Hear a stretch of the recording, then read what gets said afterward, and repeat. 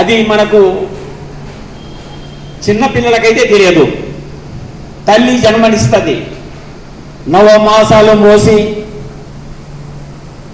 ఎంతో ప్రేమగా పిల్లవాడు ఏడ్చినా కూడా, తన మీద మలమూత్రాలు విసర్జించినా కూడా బాధపడుకోకుండా పిల్లుడిని ఎంతో అల్లారు ముద్దుగా తయారు చేసి, మాటలు నేర్పి, విద్య నేర్పి తల్లి బాధ్యతగా చేస్తుంది.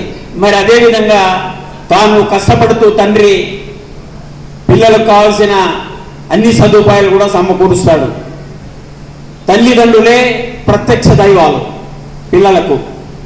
కానీ ప్రస్తుత సమాజంలో 180% తల్లిదండ్రులకు అన్నం పెట్టుకోకుండా గడ్డకు నొక్కుతున్నారు. దీనివల్ల ఏం జరుగుతోంది?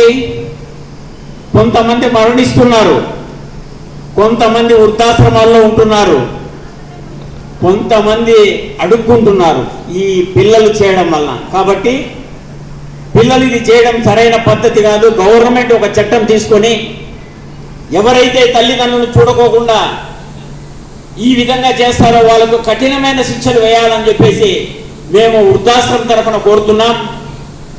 అదేవిధంగా గురువులు, విద్య నేర్పే గురువులు, వ్యవసాయం నేర్పే గురువులు, ఎన్నో మెకానిజం నేర్పే గురువులు, వందల రకాల గురువులు ఉన్నారు మనకు భారతదేశంలో. మరి గురువులందరికీ పాదాభివందనం.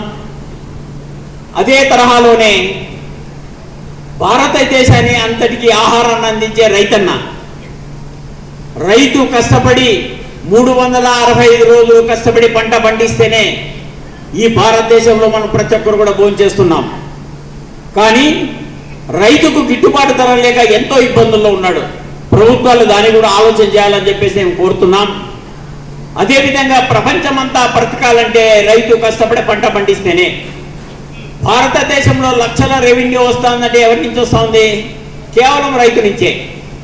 రైతు ఎప్పుడు కష్టపడి పంట పండిస్తాడో పెట్రోల్ బంకులు నడుస్తాయి, పెద్ద పెద్ద మాల్స్ నడుస్తాయి, ప్రతి హోటల్ నడుస్తుంది, ప్రతి ఒక్కరు కూడా మనం భోంచేస్తున్నాం.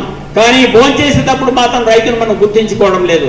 కాబట్టి ప్రతి ఒక్కరు మనం భోంచేసేటప్పుడు కానీ, టిఫిన్ తినేటప్పుడు కానీ ప్రతి ఒక్కసారి మనం రైతులతో అనుకోవాల్సిన బాధ్యత మన మీద ఉంది. కాబట్టి మేము ప్రభుత్వాన్ని చిన్న విన్నపంగా కోరుతున్నాం.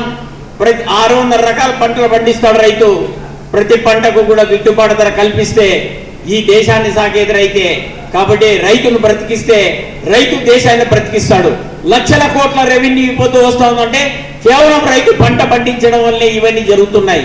కానీ సమాజంలో ఏం జరుగుతుందంటే రైతు అంటే చిన్న చూపు, రైతుకు పిల్లనిచ్చే వాళ్ళు కూడా లేరు. ఇది ఒక దరిద్రం అనేది ఈ 20 సంవత్సరాల నుంచి మన దేశంలో దాపరించింది. మరి జవాన్ భారతదేశాన్ని 24 గంటలు కాపాడేది మహానుభావుడే, మన సైనికుడే. వెనక పగలనక భార్య పిల్లల్ని వదిలి, బంధువుల్ని వదిలి 24 గంటల మహానుభావుడు అక్కడ బార్డర్లో కాపలా కాస్తంటే మనం అంతా ఇక్కడ సంతోషంగా బ్రతుకుతున్నాం. కానీ సమాజం ఆ విధంగా లేదు. ఆయన మహానుభావుడు దేశాన్ని కాపాడుతుంటే దొంగతనం చేసేవాడు దొంగతనం చేస్తాడు, హెరాయిన్ అమ్మేవాడు హెరాయిన్ అమ్ముతాడు, మోసం చేసేవాడు మోసం చేస్తాడు, లంచం తీసుకునేవాడు లంచం తీసుకుంటున్నాడు. మరి మనం ఇది చేసేది సరైన పద్ధతి కాదు. వాళ్ళు మన కోసం 24 గంటలు కాపాడుతుంటే మనం ఇక్కడ కొంతమంది పనికిరాని వాళ్ళు పనికిరాని పనులు చేసి మన దేశానికి చెడ్డ పేరు తెస్తున్నారు. మరి ప్రభుత్వాలు అటువంటి వారికి ఎవరైనా సరే కఠినమైన శిక్షలు విధిస్తే ఇవి తప్పకుండా కొన్ని ఏళ్లకి తగ్గేదానికి అవకాశం ఉంటుందని చెప్పేసి మా యొక్క విన్నపం. మరి అదేవిధంగా మనం పుడుతున్నాం చస్తున్నాం, అరే మనం ఏమనుకుంటున్నాం అంటే వచ్చేటప్పుడు ఉత్త చేతులు వస్తున్నాం, పోయేటప్పుడు ఉత్త చేతులు పోతున్నాం అంటున్నాం. కాదది.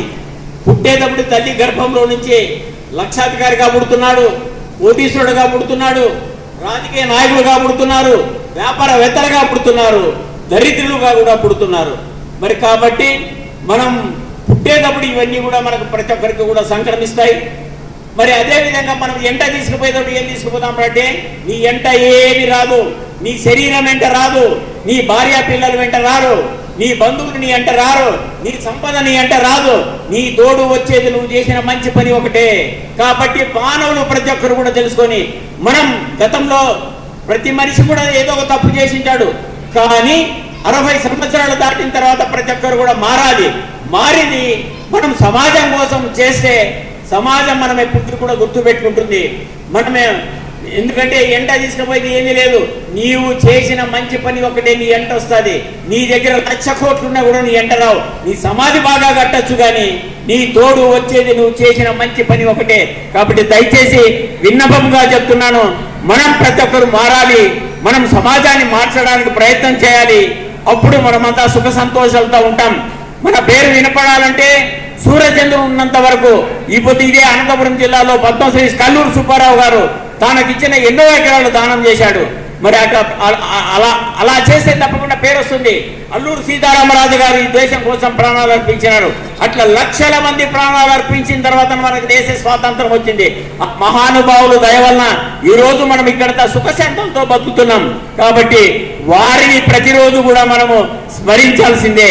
మరి అదే కోవలోనే మరి ఒక రైతు డోంట్ డిపెండ్ ఆన్ అదర్స్ అనేది నేను 1968లో చదువుకున్న లెసను.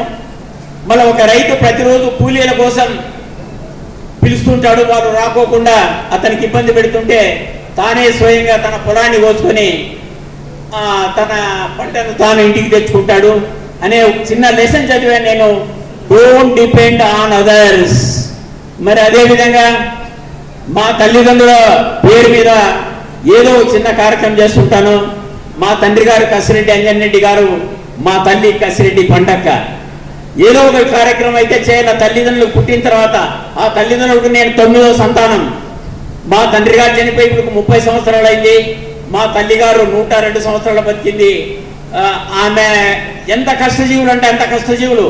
అనంతపురం టౌన్లో ఒక పేద రైతు కుటుంబంలో మేము జన్మించిన వాళ్ళం. మరి వాళ్ళని మర్చిపోకుండా ఏదో కార్యక్రమం ప్రతి సంవత్సరం కూడా చేస్తుంటాం. ఈ భావన అనేది ప్రతి ఒక్కరిలో కూడా రావాలని చెప్పేసి ప్రతి ఒక్కరికి నమస్కరిస్తూ నేను చెప్తున్నాను. మరి ఏ మనిషి కూడా ఏది ఎంట తీసుకుపోయేది ఏం లేదు. మన తోడు వచ్చేది మనం చేసిన మంచి పని ఒకటే. మన సంపద, మన అందము, మన ఐశ్వర్యము, మన భార్య పిల్లలు ఎవ్వరూ మన ఎంట రారు. మనం ఏదైతే మంచి పని చేస్తామో అది మనకు చనిపోయినా కూడా రేపొద్దున సూర్యచంద్రుడు ఏడో ఒక చోట మన పేరు వినపడుతూనే ఉంటుంది. కాబట్టి ప్రతి ఒక్కరూ దీన్ని ఆలోచన చేసి మనము మారాల్సిందే, సమాజాన్ని మార్చాల్సిందే మన అందరి యొక్క బాధ్యత. కాబట్టి నాకు ఈ అవకాశం ఇచ్చేటువంటి పెద్దలకు ప్రతి ఒక్కరికి నా నమస్కారాలు తెలుపుకుంటూ సెలవు తీసుకుంటున్నాను.